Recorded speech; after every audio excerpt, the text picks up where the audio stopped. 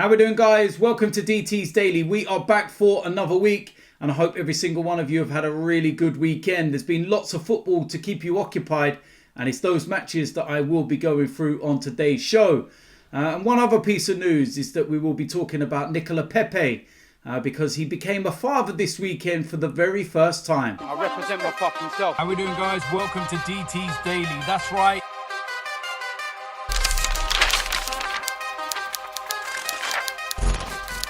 So the first place we're going to start is the match earlier on in the weekend, and it was Norwich against Brighton. And Norwich, they need to start winning if they're going to have any chance of a miracle. And they lost. They put a lot of effort in, don't get me wrong, and even in the last minute they hit the post. But it's just not going right for Norwich. Trossard with the goal in the 25th minute for Brighton.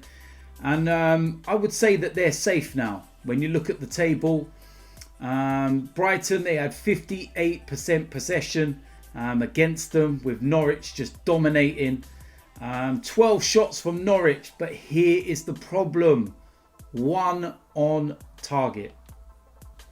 This is why they're in the relegation zone. This is why they're struggling.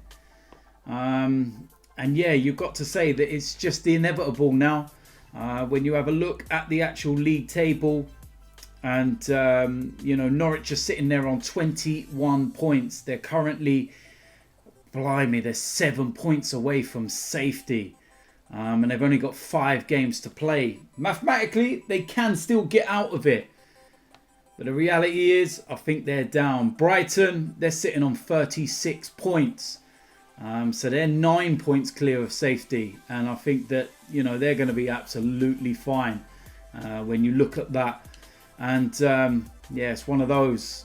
Not great. And it just shows it doesn't really matter who comes up and where from the Championship, because Norwich, they won the league and Sheffield United finished below them.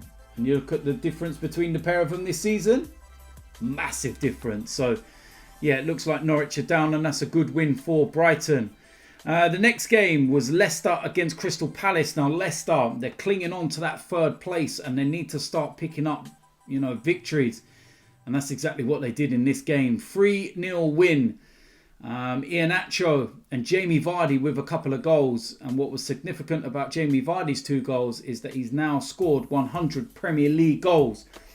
When you think about this guy's record and where he's came from the low ends of non-league football, it's amazing his rise. And he's done it so late within his career as well, when a lot of people would have just given up and thought they've got no chance of making it as a professional. But Jamie Vardy has just kept plugging away and he's got his just rewards. And he hasn't just come into the Premier League and had one good season. He's consistently scoring goals season after season, and he's top goal scorer in the Premier League right now. He's 2 ahead of Aubameyang. And he deserves it. 100 Premier League goals. That's a phenomenal feat by anybody's standards. And he will go down in history books. Not the greatest in the Premier League, but in terms of goals, a prolific goal scorer. And fair play to Jamie Vardy. And Leicester, they needed that big time. Because like I said, they're hanging on to third place in the Premier League, and this victory will be massive for them. And you've got to think, next time out they've got Arsenal away, so picking up points here would have been huge for them, because if they'd lost this or even drew the game and dropped points, then going into that Arsenal game would have been even bigger for them. They're sitting 1 point ahead of Chelsea in 4th, and they're sitting 3 points ahead of Manchester United. So they're really clinging on still. And it's been their form, even before lockdown, that's let them down.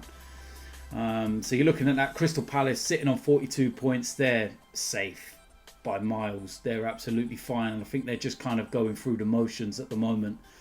Next game was Manchester United against Bournemouth. What a game this was. 5-2 to Manchester United, but so many talking points. Bournemouth took the lead in this game. And I'll tell you something, it's not a highlight that Manchester United are going to want a watch again. And you're looking at it, and Stanislas, what a goal that was. And again, De Gea, Should he have been beaten at the near post? But Harry Maguire absolutely roasted. Nutmeg, see ya, bye-bye. And it's just once too often. They're paying £85 million for a guy that's what?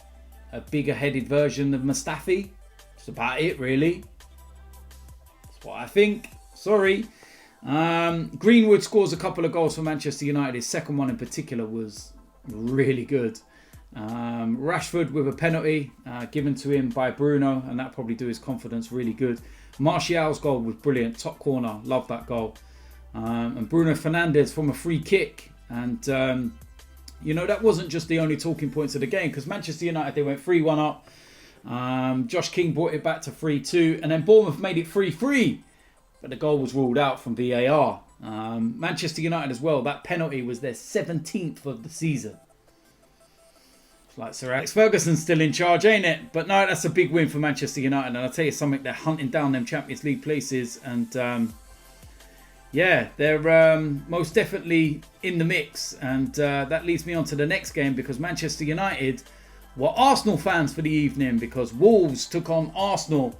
And I'll tell you something, what a performance this was from Arsenal. 2-0 winners. If you want to get my full thoughts on the game, then of course you can go and look my reviews and everything else of this. And I'll tell you something, that has been a long time coming that we've actually played that well. Saka, Lacazette, and it's the boom Saka Laka. Simple as that. Yeah, I said it. You're looking at the stats from the game. Arsenal only had 48.1% possession, but that don't matter because they won the game. 8 shots, 5 on target. Wolves, 10 shots, only 1 on target. Shows how well Arsenal defended. And too many times we've been to places and had loads of possession, but we've not won the game. So it's about time we dug in and done it the dogged way. No problem with that whatsoever. And that's gave Manchester United that bit of breathing space. And again, Tuesday night, Manchester United are going to be Arsenal fans again, because they're going to want us to beat Leicester. Brilliant result. And who knows where we can still finish this season. It'd be interesting to see, that's for sure. Next game was Chelsea against Watford. And I'll tell you something, Watford are in serious trouble. They're going to have to start winning games. Next time out, they actually play Norwich. That's a huge game for them. They have to pick up 3 points. Olivier Giroud, Willian with his 3rd penalty in a week. And Ross Barkley in the injury time. Makes it a very, very comfortable game for Chelsea. You're looking at the stats in the game. 70.4% possession for Chelsea. 21 shots, 9 on target. 7 shots for Watford, only 3 on target. But yeah, Chelsea, they're hunting down that 3rd place. And you know what? If Arsenal can get that victory against Leicester, then Chelsea and Manchester United, dependent on their results, could be going above them. And that's how tight things are at the moment. Big games this week. But Chelsea, they march on and they'll be happy with that. Going into yesterday's games, Newcastle against West Ham. What a good game this was. 2-2. Newcastle coming from behind twice in the game. And West Ham, I think they will feel a little aggrieved that they didn't get anything out of this. They only had 42.7% possession. But they had 17 shots on goal and 7 on target. So West Ham, they most definitely had the chances. Antonio put them into the lead in the 4th minute. Almiron equalised for Newcastle. Souček with his 2nd goal in a couple of games in the 65th minute. But then Jonjo Shelvey 2 minutes later equalises, and the spoils are shared. And West Ham, yeah, I suppose when you look at it, they might look at that as a point gain, given the fact that they beat Chelsea. So that's 4 points from 2 tough games. And you're looking at them in the Premier League table. They're sitting, 4 points above the relegation zone. And they're looking at that and they're probably thinking, yeah, we might have done enough. But they've got some tough games still to come. So they'll probably kick themselves in one sense that they didn't get 3 points. But then at the same time, it's better to get 1 than none. So that's where, they'll probably look at it. Next game was Burnley against Sheffield United. 1-1 draw. Tarkowski scored just before half time, and then Egan Equalises with 10 minutes to go, and that doesn't really do anything for either of them. When you're looking at the Premier League table, Sheffield United, that means that they stay behind Arsenal, so that's a great result for us. And Burnley as well, they stay in 9th, behind Sheffield United. So if Burnley would have won, they would have leapfrogged Sheffield United. But as it stands, there's no shift, just a point each. And, I think that they've both still got something to play for because they're still close to them, top 6 places. It's going to be difficult, that's for sure, but they're there and thereabouts. So interesting, and it makes Tottenham's game bigger because they've got an opportunity of leapfrogging the pair of them, Sheffield United, based on goal difference. But we'll wait and see. And given Tottenham's 9 last Premier League games, you won't count on them winning that's for sure. Next game was Liverpool against Aston Villa. 2-0 winners to Liverpool. And they got themselves in gear. Mane and Jones were the goals. But I tell you something, Liverpool don't look the same since they've won the Premier League. And it wasn't their most fluid best. And that's a little harsh on Aston Villa, I felt. They done well in parts in that game. But the first half, that was an absolute snooze fest. Liverpool just didn't get out of gear. And I think maybe Jurgen Klopp gave them a clip round the ear at half time and woke them up a bit. And Mane getting that goal, felt that was a little harsh on Aston Villa. I thought they played really well in spells in that game. And then, injury time, Jones goes and seals the victory.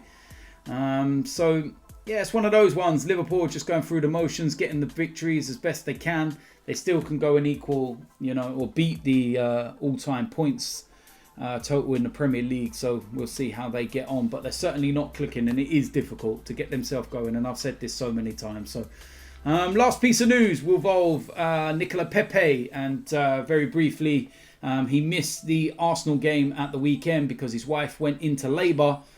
Well, I can say congratulations to Nicolas Pepe because his wife gave birth over the course of the weekend. He posted a photo on Instagram on his story confirming the birth of his child. Don't know whether it's a boy or a girl, but what we do know is that mother and child are doing well, and that's brilliant news. So congratulations to Nicolas Pepe and his wife. And if it's a little boy, then you never know, we might have a little Nicolas Pepe Jr. in 20 years time at Arsenal. We'll wait and see for that one. But what this does mean as well for him is that he can get back to playing football now, because we got Leicester tomorrow and then we got Tottenham on Sunday. Yeah, so he's had a nice rest against Wolves, and he was actually rested in the game before that against Norwich with this game in mind. So he's had a double rest. He only played 10 minutes or so against Norwich, but yeah, he'll be firing and ready to go. And, now this weight is off his mind. He's a new father. Go out there and have some fun. Get a goal and then do the baby celebrations. Simple as that, mate. So yeah, listen, there we go. That is it for today's DT's Daily. As usual, let me know in the comment section what you think. What do you think of the games over the course of the weekend? Do you think that a lot of the games are getting interesting now and we're starting to see some interesting stuff? There's no title race or anything else, but we've still got relegation to be sorted and we still got the top 6 and the top 4 race. So that's going to be interesting. So let me know as usual. Now, of course, later today, there will be a preview to tomorrow's game against Leicester. I'll be on AFTV tomorrow night for the watch along. And then on Wednesday morning, it will be DT's Daily along with player ratings. And I'll tell you something, we better get the win. I hope we're smiling, man, because we get a victory against Leicester. It's perfect, given the result we had at Wolves. We don't win that game, and that Wolves game was pointless. And it's as simple as that. So if you're new around here, make sure you hit the subscribe button. Make sure you smash a like on this video. And I will see you lot soon. I'm out of here.